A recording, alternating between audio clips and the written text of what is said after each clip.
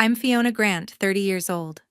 I poured my heart into planning my mom's birthday party at a historic mansion in Savannah, Georgia, every cent, every detail, all on me. I thought it'd be the night my family finally saw me. Instead, they handed out custom t-shirts. Everyone got one. Mine it read, "Biggest disgrace to this family," in bold black letters. My sister smirked, tossing it across the table. "Lighten up, it's just a joke," she said. My mom laughed softly like it was nothing. My dad gave a half shrug, avoiding my eyes. My brother chuckled, sipping his drink. Even my aunt clapped like it was the punchline of the year. I didn't yell. I didn't cry. I folded the shirt, set it beside my plate, and forced a smile. My hands shook as I reached into my bag, pulled out a stack of papers, thick, official, important. All eyes were on me now. I held them up, tore them in half, slow and deliberate, page by page. The room went quiet. My sister's smirk faded. "What are you doing?" she snapped. I didn't answer. I dropped the torn papers on the table, turned, and walked out. The mansion's heavy doors creaked behind me. An hour later, my phone started buzzing, calls, texts, voicemails, one after another.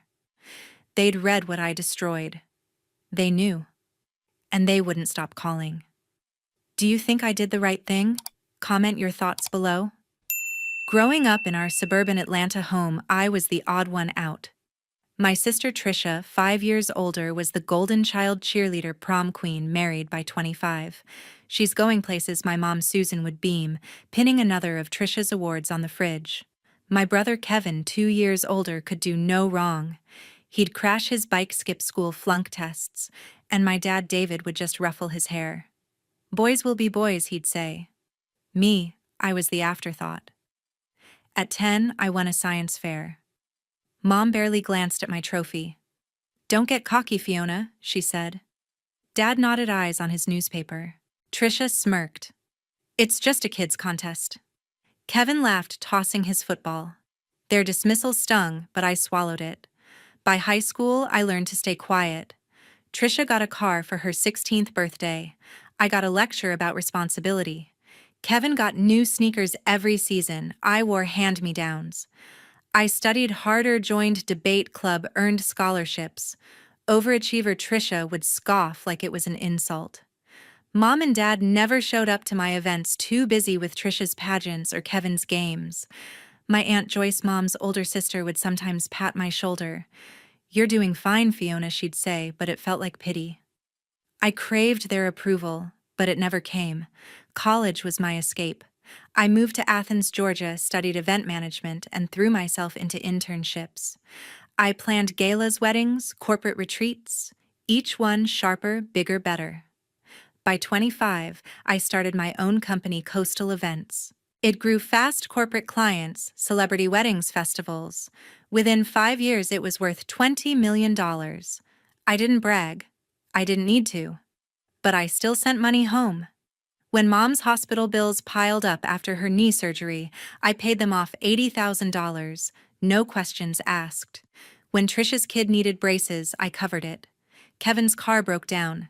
I wired him $10,000. Christmas gifts, birthday checks, random deposits. I never said a word. They never asked where the money came from. "Fiona's just lucky," Trisha would say, rolling her eyes. Mom and Dad took the cash. No thank you, no questions. I thought success would change how they saw me. I'd show up to family dinners dressed sharp, driving a leased BMW, dropping subtle hints about my work. "Booked a big client last week," I'd say. Mom would change the subject. "Trisha's redecorating her house," she'd gush. Dad would nod. "Kevin's starting a new job." My wins didn't matter. To them, I was still the kid who didn't fit. Trisha would whisper to Kevin loud enough for me to hear, "She's trying too hard." He'd snicker. Aunt Joyce might smile weakly, but she never spoke up. I kept trying, though. I'd call Mom weekly, send Dad articles about my industry, invite Trisha to my events. Nothing stuck.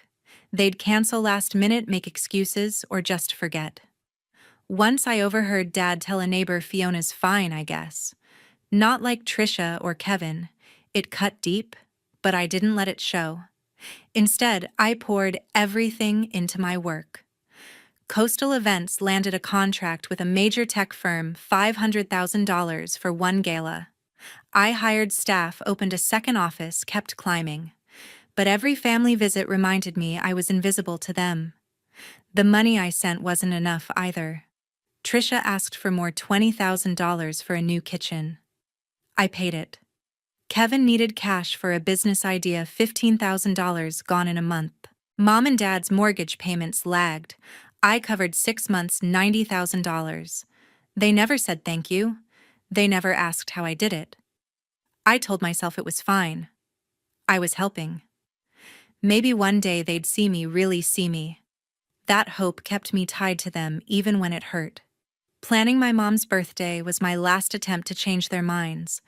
I threw myself into planning Mom's birthday, and I wanted it to be unforgettable, a chance to prove I wasn't the failure they saw. I chose a historic mansion in Savannah, Georgia, with its grand columns and sprawling gardens, perfect for a milestone celebration. My company, Coastal Events, handled every detail. I booked a caterer for a 5-course dinner, hired a jazz quartet, and arranged a custom cake with Mom's favorite lemon cream. I spent weeks curating a guest list, family, old friends, neighbors, over 100 people. The budget hit $75,000, all from my pocket. I didn't blink. If this didn't make them see me, nothing would. I called Mom to share the plans. "I'm renting a mansion in Savannah," I said, voice steady. "It'll be special." She paused, then sighed. "Sounds like a lot, Fiona. Don't overdo it." Her tone was flat, like I was planning a backyard barbecue. I pushed forward, mentioning the live music. "Jazz is nice," she said, distracted. "But don't expect everyone to show up." I bit my lip, nodding to myself. Dad was no better. I texted him a photo of the venue. "Looks fancy," he replied, nothing else. Trisha was worse. I called her, excited about the cake. "Lemon cream." "Really?" she said, laughing. "Mom's not into that anymore." I knew she was wrong. Mom had loved it for years, but I let it go. Kevin didn't even pick up. I left a voicemail about the guest list. No response. Aunt Joyce was the only one who seemed mildly interested. "That's sweet of you, Fiona," she said when I mentioned the mansion. "But keep it simple, okay?" Her advice felt like a pat on the head, not support. I brushed it off, focusing on work. My team at Coastal Events was in overdrive. We secured a florist for orchid centerpieces, rented crystal chandeliers, and designed a photo booth with vintage props. I stayed up nights tweaking the seating chart, ensuring Mom's friends had prime spots. Every detail screamed perfection, but I wasn't just planning a party. I was building a moment, a chance for them to finally acknowledge me. Beyond the party, I prepared something bigger. I drafted a contract to transfer 10% of Coastal Events shares to Mom and Dad, $2 million in value. It wasn't just money. It was a stake in my success, a way to say I made it and I'm sharing it. I also set up a Kwai Hawk Bong for Trisha's 2 kids, $50,000 each, to cover college. I imagined handing the papers to Mom at the party, her eyes lighting up, Dad's nod of approval, Trisha's rare smile. I pictured Kevin clapping me on the back, Aunt Joyce whispering, "I knew you had it in you." The thought kept me going through sleepless nights. I sent the family a group text asking for input on the menu. Trisha replied, "Whatever, Fiona. Just don't mess it up." Kevin sent a thumbs-up emoji, his only contribution. Mom called, but only to ask if I'd invited her old coworker. "She's important," Mom said, ignoring my questions about decorations. Dad didn't respond at all. I tried one last time, emailing them a draft itinerary, cocktail hour, dinner speeches, dancing. Trisha shot back, "Too much. People will get bored." Kevin ignored it. Aunt Joyce replied, "Looks busy. Hope it works out." Mom and Dad stayed silent. Their indifference stung, but I didn't let it show. I double-checked the contracts with my lawyer, ensuring the share transfer was airtight. The Kwai Hawk Bong paperwork was ready, names of Trisha's kids neatly printed. I tucked both into a sleek folder, picturing the moment I'd present them. I told myself their coldness was just habit. They'd see the effort, the mansion, the food, the music, the papers. They'd see me. I spent the final week in Savannah overseeing setup. My team hung lights, tested sound systems, arranged tables. I barely slept, fueled by coffee and hope.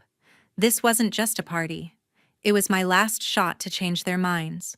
The party arrived faster than I expected. The night of Mom's party began perfectly. The jazz quartet played softly, guests mingled with cocktails, and the five-course dinner was flawless. I stood by the head table watching Mom smile as old friends toasted her 60 years. For a moment, I thought I'd done it, made them proud. Then Trisha stood up, holding a stack of folded t-shirts, her eyes glinting. "We've got a surprise," she announced, voice sharp with mischief. She passed them out to the family, each one custom printed. Mom got Best Mom Ever. Dad's read King of the House. Kevin said Favorite Son. Aunt Joyce's was Family Rock. Mine came last. Trisha tossed it to me, smirking. "Go on, Fiona, open it." I unfolded the shirt. Black letters screamed, "Biggest disgrace to this family." The room froze. Laughter broke the silence. Susan chuckled first, covering her mouth like it was a playful jab. David's low laugh followed his eyes, darting away. Kevin shrugged, grinning as he leaned back in his chair. Aunt Joyce clapped, nodding like it was the best joke she'd heard. Trisha stood proud, arms crossed. "Relax, Fiona, it's just for laughs," she said, her tone daring me to react. Guests shifted uncomfortably, some forcing smiles, others looking down. My chest tightened, but I didn't flinch. Years of their dismissal, Trisha's sneers, Mom's indifference, Dad's silence, Kevin's apathy flashed through me. This wasn't a joke. It was their truth. I set the shirt on the table, my hands steady despite the heat rising in my face. "Funny," I said, my voice calm, almost cold. I reached into my bag, pulling out the folder I'd prepared, the contract for $2 million in company shares, the Quahog Bong for Trisha's kids, $50,000 each. I held it up, letting them see the crisp official pages. Trisha's smirk faltered. "What's that?" she asked, leaning forward. I didn't answer. Instead, I gripped the folder, tore it in half, then again and again. The ripping echoed in the quiet room. Pages fluttered to the floor. Susan gasped, her hand dropping. David's jaw tightened. Kevin sat up, eyes wide. Aunt Joyce stopped, clapping, her face pale. Trisha stepped closer. "Fiona, what the hell?" she snapped, voice shaking. I kept tearing, slow and deliberate, until the papers were confetti at my feet. The guests stared, some whispering, others frozen. I looked at Trisha, then Mom, then Dad. "You think I'm a disgrace?" I said, my voice low but clear. "Fine. Let's see how you do without me." I dropped the last shred, turned, and walked toward the mansion's heavy doors. Trisha called after me. "You're overreacting." Mom's voice cracked. "Fiona, come back." Kevin muttered something I didn't catch. Dad said nothing, his chair scraping as he stood. Aunt Joyce reached out. "Wait, honey." I didn't stop. The doors thudded shut behind me, muffling their voices. I stepped into the cool Savannah night, my pulse pounding but my mind clear. I'd spent years chasing their approval. No more. The drive back to my hotel was silent, my phone still in my purse. I didn't check it. I didn't need to. I knew they'd realize what those papers were, the shares that could have secured Mom and Dad's future, the Quahog Bong for Trisha's kids. They'd see what they'd thrown away. I pulled into the hotel lot, parked, and leaned back in my seat. For the first time in years, I felt light. Not angry, not sad, just free. By morning, I had 20 missed calls and a flood of texts. Trisha's came first, a voicemail dripping with venom. "You think you're clever, Fiona, ruining Mom's party like that? You're pathetic." I deleted it without a second thought. Susan's message was softer but sharp. "Fiona, we need to talk." "Those papers? What were they? Call me?" David's text was blunt. "You went too far. Fix this." Kevin sent a single line. "Nice stunt, Fiona. Real mature."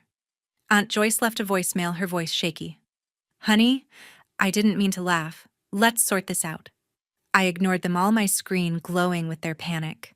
They'd pieced together what I'd torn up. A guest had gathered the shredded papers, $2 million in company shares for mom and dad, $50,000 each for Trisha's kids' college funds. Trisha figured it out first, probably when she saw the letterhead of my lawyer's firm on a fragment. She didn't call again. Instead, she took to social media. Her post on Facebook was public tagged, with my name, Fiona Grant. The drama queen ruined our mom's 60th birthday with her tantrum, tore up important papers just to make a scene. It racked up likes from her friends' comments calling me ungrateful and spoiled. I scrolled through it, my stomach tight, but I didn't respond. I'd learned long ago that arguing with Trisha was like shouting into a void. Susan and David didn't bother with phones anymore. They started talking to anyone who'd listen: neighbors, cousins, mom's book club. Fiona's always been dramatic. Susan told her friend over coffee loud enough for it to spread. She lost it at the party, destroyed something important. David nodded along at a family friend's barbecue, adding, "She's got no respect. Never has." Their words filtered back to me through a mutual acquaintance who texted horrified, "Your parents are saying you had a breakdown." I stared at the message, my jaw clenched. They weren't just upset. They were rewriting the story to make me the villain. Kevin piled on, texting me again. "You embarrassed us all. Why can't you just be normal?" His words stung, but I didn't reply. Trisha's posts kept coming. She shared a photo of the t-shirt captioned, "This was a joke," but Fiona made it all about her. Typical. Her followers ate it up, leaving laughing emojis and comments like, "What a mess." I watched the notifications pile up, each one a jab, but I stayed silent. My phone rang again. Susan, then David, then Aunt Joyce. Voicemails stacked up. Susan's tone shifted to pleading, "Fiona, we didn't mean it like that. Call us back." David's was gruff. "You can't just walk away like this." Joyce's was gentler. "We're family, Fiona. Let's fix it." Kevin sent another text. "You owe Mom an apology." I powered off my phone, the screen going black. Their desperation wasn't about me. It was about what they'd lost. Those papers weren't just gifts. They were lifelines. Mom and Dad relied on my money to float their debts, $90,000 for their mortgage alone last year. Trisha's family leaned on my checks for extras like her kids' private school fees. Kevin's business ideas burned through my cash. They never thanked me, never asked how I managed it. Now, with those papers gone, they saw the hole I'd been filling. But instead of owning their part in that cruel joke, they doubled down, painting me as the problem. Trisha's posts got bolder, accusing me of sabotaging the family. Susan and David's rumors spread wider, reaching my old high school friends. Kevin's texts grew sharper. "You're selfish, Fiona. Always have been." I didn't cry. I didn't rage. I sat on my hotel bed, staring at the ceiling, feeling the weight of their words but refusing to carry it. They'd shown me who they were again. Their calls, their posts, their rumors weren't apologies. They were demands, deflections, guilt trips. I'd spent years giving them everything, hoping for a scrap of respect. Now they'd lost more than papers, they'd lost me. A week after the party, Inkier magazine published a feature on me. A journalist had reached out months earlier, impressed by Coastal Events' rise. I'd hesitated, not wanting to seem boastful, but after the t-shirt stunt, I agreed to the interview. The article dropped online, titled "Fiona Grant, the event planner who built a $20 million empire." It laid out my journey, starting with nothing, building a company that handled high-profile galas, and quietly supporting my family for years. It detailed the $80,000 for Mom's hospital bills, $20,000 for Trisha's kitchen remodel, $10,000 for Kevin's car, and countless other payments, none of which they'd ever acknowledged. The reporter didn't mention the party. I'd kept that private. But the truth about my contributions was now public. The response was instant. My inbox flooded with messages from strangers, entrepreneurs, single moms, people who'd felt overlooked by their families. "You're an inspiration," one wrote. Another said, "I cut off my toxic relatives too." Social media buzzed. A Twitter thread about the article went viral with thousands of likes and retweets. "Fiona Grant deserves better," one user posted. "Her family took her money and called her a disgrace unreal." Hashtags like Fiona Grant and Family Truth trended for days. My followers on Instagram doubled, then tripled. Clients sent emails praising my work, some offering new contracts. A local charity invited me to speak at their gala. I read every message, every comment, my heart swelling. For the first time, I felt seen not by my family but by the world. Trisha's world unraveled first. Her Facebook posts backfired. People who'd seen the article started commenting on her page. "You called her a disgrace after she paid for your kids' school." Her followers dropped by the hundreds. A local boutique chain where she'd been a brand ambassador canceled her contract worth $15,000 a year, citing values misalignment. Trisha tried to save face, posting a vague apology. "I didn't mean to upset anyone. It was a misunderstanding." It got no traction.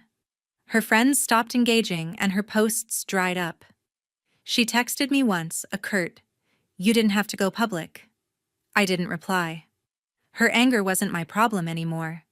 Kevin hit a wall next. He'd been pitching a startup to investors, banking on my name to boost his credibility. After the article, a venture capitalist emailed him declining a $200,000 loan. "We can't back someone tied to that family drama," the email said, forwarded to me by a mutual contact. Kevin's texts turned desperate. "Fiona, you're ruining my life. Talk to these people." I ignored him. He'd never cared about my efforts before. Now he was paying the price. His startup stalled and he started borrowing from friends, his confidence crumbling. Susan and David felt the squeeze hardest. They'd relied on my money to keep their lifestyle afloat, $90,000 for their mortgage, plus smaller checks for vacations and car repairs. Without my support, their savings dwindled. Susan called her bank only to learn their credit line was maxed out. David tried to refinance their home, but the lender turned him down, citing unstable finances. Neighbors whispered about their troubles, some linking it to the article. Susan left me a voicemail, her voice tight. "Fiona, we're struggling. You didn't have to do this." David sent a text. "This isn't right. We're your parents." I listened, then deleted. Their words felt hollow, more about their wallets than regret. Aunt Joyce tried to play peacemaker. She emailed me saying, "Fiona, I read the article. I didn't know how much you'd done. Can we talk?" I appreciated her effort, but it was too late. She'd clapped at that t-shirt, laughed with the rest. I didn't respond. The article hadn't just exposed my work, it had shown me who they really were. The public's support gave me strength. A podcast host invited me to share my story, and a women's network nominated me for an entrepreneurship award. I wasn't just surviving, I was thriving. The article shifted everything: my family's lies, Trisha's posts, Susan and David's rumors. Kevin's blame fell apart under the truth. They'd painted me as the problem, but the world saw through it. I didn't gloat. I didn't need to. The comments, the messages, the new opportunities, they were enough. I'd spent years chasing their approval, but now I had something better: respect from people who valued me for me. Their attacks didn't stop. Trisha doubled down on social media, posting a long rant on Instagram. "Fiona's lies in that magazine are tearing us apart. She's always been jealous. Her followers, already thinned out, didn't buy it." Comments piled up calling her out. "You took her money," and mocked her. "Own it." A local news blog picked up the story, quoting the Inc. magazine article and Trisha's posts side by side. The contrast was stark: my quiet contributions against her public venom. Her account lost another 1,000 followers, and her boutique clients stopped returning calls. Trisha's rage fizzled as the public turned away, leaving her shouting into an empty echo chamber. Susan and David tried a different tactic. They cornered friends at a community potluck, spinning a tale of my betrayal. "Fiona turned her back on us," Susan said, voice trembling for effect. David added, "She's changed, thinks she's above us." But the article had spread too far. A neighbor interrupted. "Didn't she pay your hospital bills?" Their faces froze. The crowd grew quiet and the story died there. Their attempts to paint me as ungrateful crumbled, replaced by whispers of their own hypocrisy. They stopped talking about me publicly, their credibility shot. Kevin's attacks were more direct. He emailed me accusing me of sabotaging his career. "Your little article cost me everything," he wrote. "I'm out of a job now." He'd been fired from his sales position after his boss read the article and questioned his ethics. Kevin's temper flared in another email. "You owe me, Fiona." I didn't respond. His job loss wasn't my fault.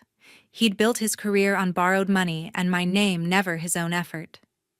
His messages stopped coming, his bravado replaced by silence. Aunt Joyce made one last attempt to bridge the gap. She showed up at my Savannah office unannounced, her face lined with worry.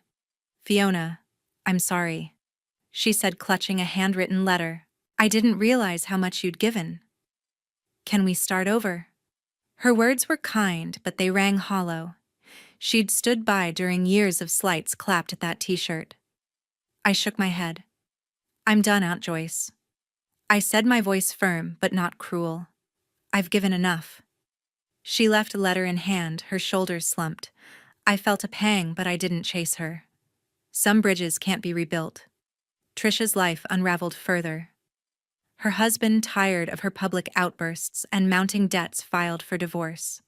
The settlement left her with little, her brand deals were gone, and my financial help was a memory. She moved into a smaller apartment, her social media now private. Kevin struggled too. Without my cash to prop him up, he couldn't land another job. His startup dreams faded, and he took a part-time gig at a car dealership, barely scraping by. Susan and David faced the worst. Their savings drained, they put their Atlanta home up for sale. The realtor's sign went up last month, a stark symbol of their fall. They downsized to a condo, selling heirlooms to cover bills. I heard this from a cousin, not them. They never reached out again. I didn't watch their collapse with joy. It wasn't revenge, it was consequence. I'd spent years propping them up only to be mocked. Now, without me, their lives reflected their choices. Meanwhile, I thrived. Coastal Events landed a new contract, $1 million festival in Miami. I hired 10 more staff, opened a third office, and spoke at a national conference. My inbox stayed full, not with family demands, but with invitations, podcasts, panels, even a book deal offer. I bought a small house by the coast, a place that felt like mine. Mornings started with coffee on the porch, the ocean breeze carrying no guilt, no expectations. 2 years later, I stood taller. In a packed ballroom in Atlanta, the National Women's Business Council named me Entrepreneur of the Year. The crowd, 500 people from CEOs to startup founders, rose to their feet, clapping as I stepped to the podium. My navy dress hugged my frame, my hair swept up, a silver award gleaming in my hands. I smiled, not for cameras, but for myself. The citation praised Coastal Events, now valued at $25 million, for redefining the industry. They lauded my resilience, my innovation, my quiet philanthropy, donations to local shelters, scholarships for single mothers. I spoke briefly, thanking my team, my clients, and the strangers who'd lifted me up. I didn't mention my family. They weren't part of this moment. After the ceremony, my phone lit up with messages. Not from Trisha, Kevin, Susan, David, or Aunt Joyce. None of them had reached out since Aunt Joyce's visit. The texts came from people I'd never met. A young woman in Texas wrote, "Your story gave me courage to leave my toxic job." Thank you. A father in Chicago messaged, "I read about you in Inc. magazine. You inspired me to stand up to my parents." A college student emailed, "I'm starting my own business because of you." Each note felt like a spark warming a part of me I'd thought was gone. I saved every one, rereading them on quiet nights, a reminder that my worth wasn't tied to my family's approval. I'd heard bits about them mostly through distant cousins. Trisha was rebuilding working a retail job after her divorce, her social media silent. Kevin had moved to a smaller town taking odd jobs his startup dreams abandoned. Susan and David settled into their condo living modestly, their social circle smaller now. Aunt Joyce sent a Christmas card last year signed only with her name. I didn't respond. Their lives had moved on, and so had mine. I didn't check their updates anymore, didn't wonder what they thought. Their voices, once so loud in my head, had faded to nothing. The award wasn't the only milestone. Coastal Events expanded, securing a $2 million contract for a national music festival. I opened a fourth office in New York, hired 20 new staff, and launched a mentorship program for young women in business. My coastal home became my sanctuary with a garden I tended myself, roses blooming under my care.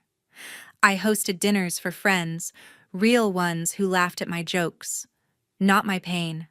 I traveled speaking at conferences in Seattle, Miami, London. Each trip, each speech built a life that felt full, not because of accolades, but because I'd chosen myself. The lesson came slowly, carved from years of hurt. I'd spent my life chasing acceptance, Trisha's respect, Kevin's gratitude, Mom and Dad's pride, Aunt Joyce's understanding. I'd tied my value to their nods, their smiles, their fleeting approval. But that night in Savannah, when I walked away, I learned something sharper. Self-respect matters more. No one's validation, not even family's, defines your worth. You do.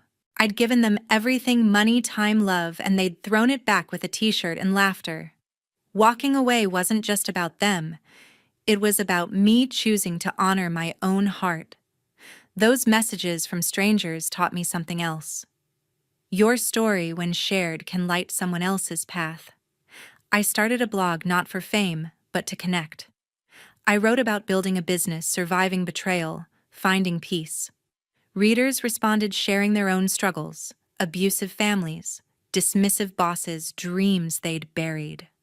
I answered every email, every comment, offering what I'd craved: someone to say, "You're enough." My words reached thousands, then millions.